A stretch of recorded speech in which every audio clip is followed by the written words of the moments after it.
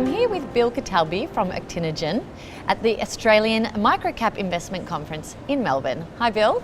Hello, thanks for having me. Thanks for being here. Can you give us a little bit of a company background please on Actinogen? Actinogen's an ASX listed company that acquired a drug from Edinburgh University about 3 years ago. The drug was about halfway through its development and we've now taken it on. We're finishing off the development and taking it through into human trials. The drug is being developed for the treatment of Alzheimer's, and we've started about 3 months ago. We started a big international trial in Alzheimer's disease. Wow, and why Alzheimer's disease? Alzheimer's disease is one of these chronic illnesses that I think has probably taken the world by surprise. It's now in Australia the leading cause of death of Australian women. So this is a substantial health issue that is going to present itself, is already presenting itself, and we're going to have to deal with in the future.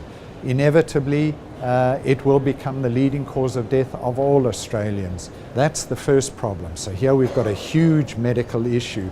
The second problem is the available therapies that are registered for the use in Alzheimer's disease provide some benefit, but only limited benefit. So the market desperately needs new treatments in a growing and ever bigger market as the aging population ages. So what differentiates your treatment and your research? So our drug works through the inhibition of cortisol in the brain, specifically in the brain. Cortisol, which is the stress hormone, it's a naturally occurring hormone. Cortisol has been shown in an aging population to be associated with the development of Alzheimer's.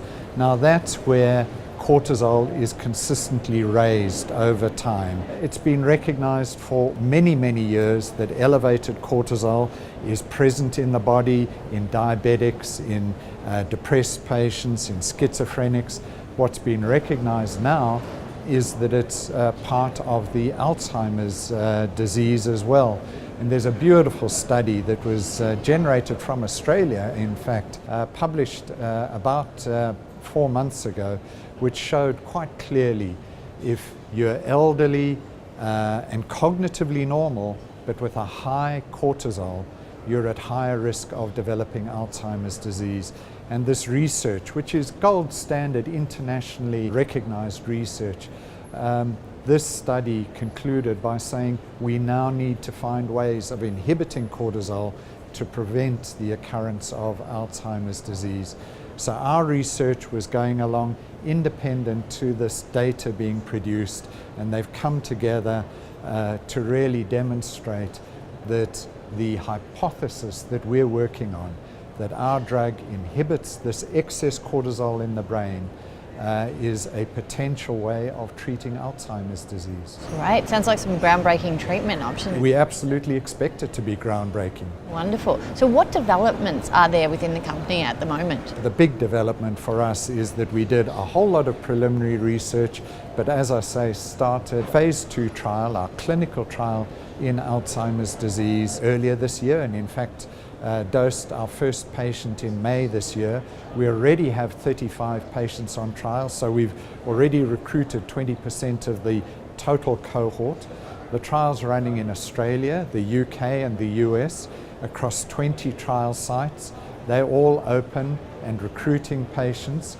The last patient is expected in Q4 next year, so literally a year from now, and the results very soon after. So it's exciting times in the lead up to this, and clearly if we can demonstrate that our drug works by improving cognition, we're not after curing Alzheimer's. If we can show that it improves cognition in the Alzheimer's patient, we have an incredible breakthrough in the treatment of Alzheimer's. Giving them a high quality of life. Absolutely, absolutely. What is the investment potential? Quite clearly, this is a huge market. I think I've already alluded to that.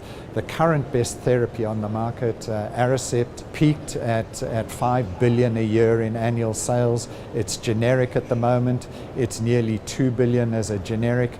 So the market is huge, but the market desperately needs a new product. So clearly, if our product works, it will be a very substantial return, provide a very substantial return to us. So that then reflects on the value of the asset. But companies developing compounds in this space in phase 2, where we are generally valued in the sort of $700 million area. Our company, as we approach getting our phase 2 data later on next year, should be valued in that sort of ballpark. We're sitting at the moment with a market cap of 35-40 million. You can see there's substantial daylight between the two, and I think that reflects in the potential investment opportunity in investing in our company at this point in time.